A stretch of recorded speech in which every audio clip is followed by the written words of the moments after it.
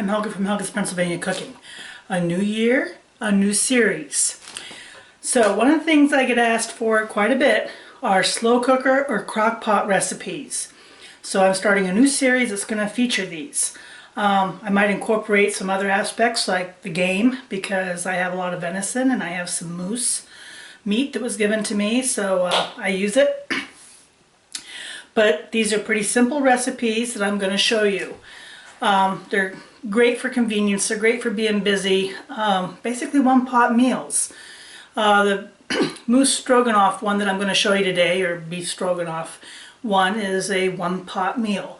I don't do anything outside of the crock pot. Noodles and everything will go in. Different timing, but everything will be in the crock pot. You know, a lot of people are into the instapot cooking craze. And Instapots are great. You know, mainly the only reason I really don't have one is I really have nowhere to put it. I do not have a big kitchen here. And I really don't have any place to stuff another thing, or Mike would kill me. It's already pretty bad. So note to self, if we ever get another house, it's going to have a lot bigger kitchen. But anyway, there are a lot of channels that do really great Instapot cooking. Teresa's Stay-at-Home Life, Cooking with Rick, Kay's Favorite Things, Christy's Cooking Channel. They all do some really nice Instapot recipes, and I will include their channel links in the description below.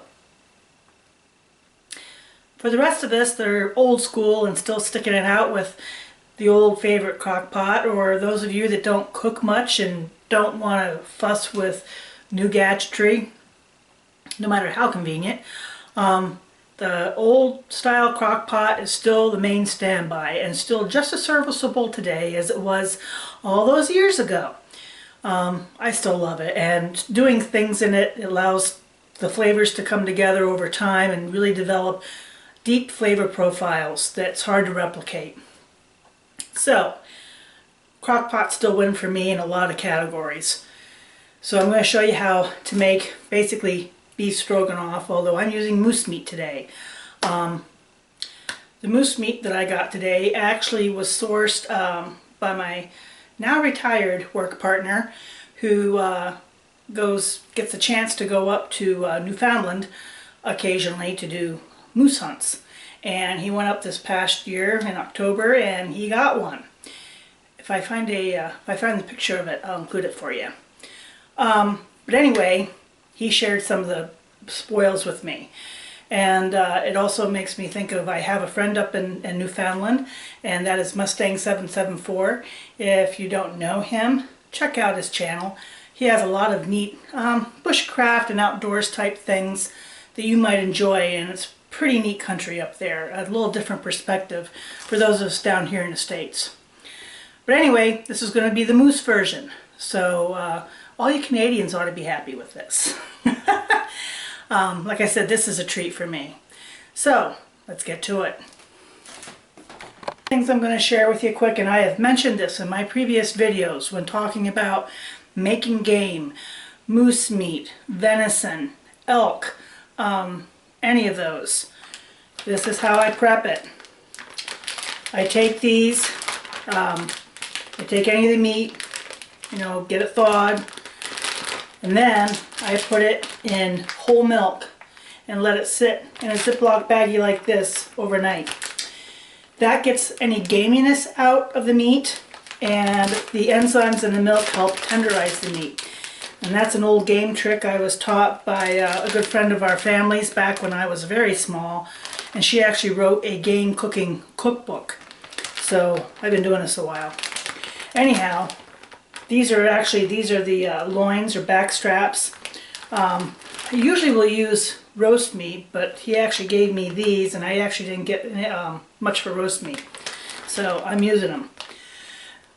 But anyhow, that's what this looks like. It's not disgusting as you might think. It really works and does a nice job. Of course, I've got the meat, but I also have some diced onions, Worcestershire sauce, I had some leftover portobello baby mushrooms, and they taste wonderful in this. Some cream cheese and some sour cream, and my Better Than Bouillon, that's actually the vegetable base, but you can use beef base too if you would like. Now, I added just a tablespoon of butter to the inside of this, and I have my crock pot on high. And I'm going to add my onion and my mushrooms.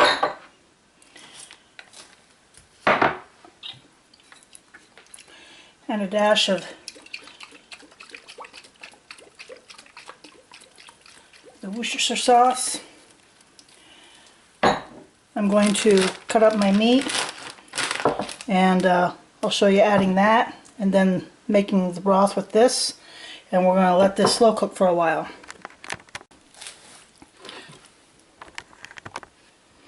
Okay, I'm going to add my meat, and I want to add that this one back strap or loin head was still whole and had the membrane attached. Make sure that you cut off or trim off any fat, any membrane, any of that stuff, because that has the gamey flavor in it and you don't want that.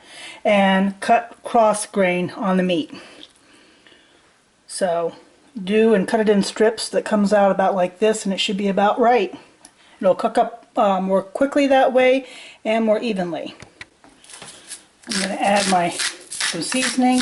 This is fresh ground Montreal seasoning.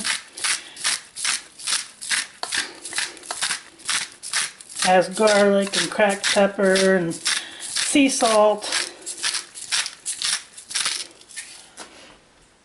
dillweed, coriander, and then I took my beef, well, this is actually vegetable based broth, about 4 cups, and I have more than what you would probably normally use, because later we're going to add our, besides our cream cheese and sour cream, we're going to add our noodles in at the end. And I'm going to make sure this is all mixed in good. And we want enough liquid to be able to put our noodles in to cook. But we don't put in our noodles, well, about 2 hours before the end. And the cheese only about a half hour before the end. Okay, that's what it looks like for now, and I have her on high, and I'm going to let her go for about 4 hours, and we'll check the meat then to check it for doneness. Because these are loins, these should cook more quickly than, you know, like chuck roast beef or stuff like that, poorer cuts of meat. These are naturally inherently more tender. So we'll give it a check then and see how it goes. This has been on for probably 3 to 4 hours. Oh my god, this smells so good. But you can see it here, and it's tender, nice and fork tender. So we're going to add our pasta, and you can add regular fluffy noodles or whatever you want. I'm going to add a couple cups of the large egg noodle bow ties. And it's going to take about another 1 to 2 hours for the pasta to cook, and I'm going to put the lid back on and let her go. You can see that the pasta is all covered, and there's still excess liquid, which is good because it's going to take some of that up.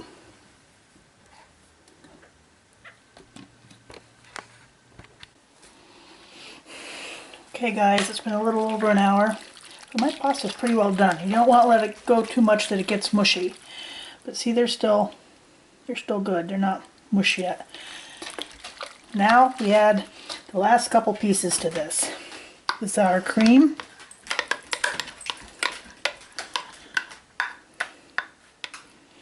And some cream cheese.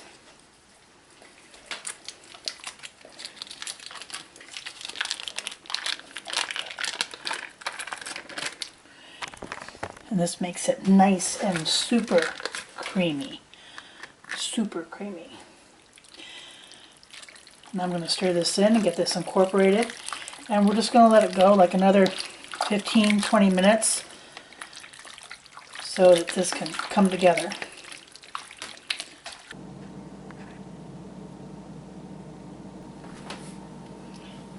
Okay guys, it's nice and creamy. And you see the mushrooms. You can see the mushrooms throughout it and the moose meat. So, well, you know what comes next.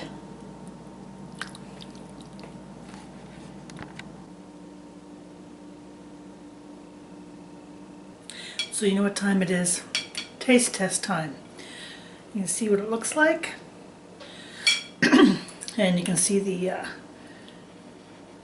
nice pieces of portobello mushroom in there. And our meat, our moose meat.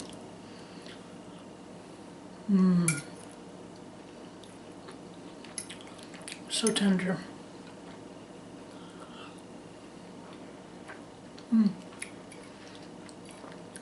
The cream cheese really makes this creamy.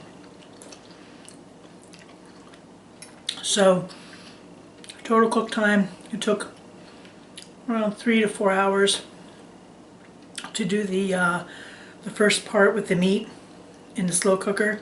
I had it on high.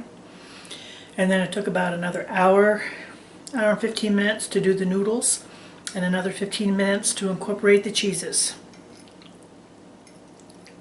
And it's really good. And the advantage to doing it the way that I did it, one pot. No cooking the noodles separate, no browning the meat separate.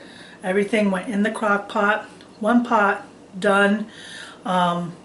Took about, what, 6 hours total. But it was nice because I threw it in and then I was doing other stuff around the house. I even went and did chores while I had it in the crock pot.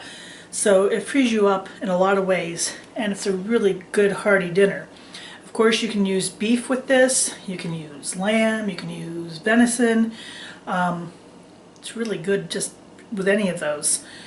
But this is a nice easy way to make it. So I'm going to be doing more crock pot cooking for you guys, more slow cooker recipes, and I hope you enjoy the new series for the new year. It's really good. I almost feel like I should be singing like the Lowrider song, Slow Cooker.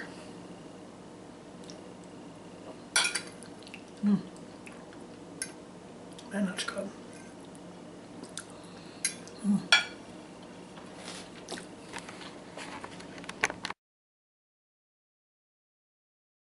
If you liked what you saw, like, subscribe, and join me next time here in Helga's Pennsylvania Cooking.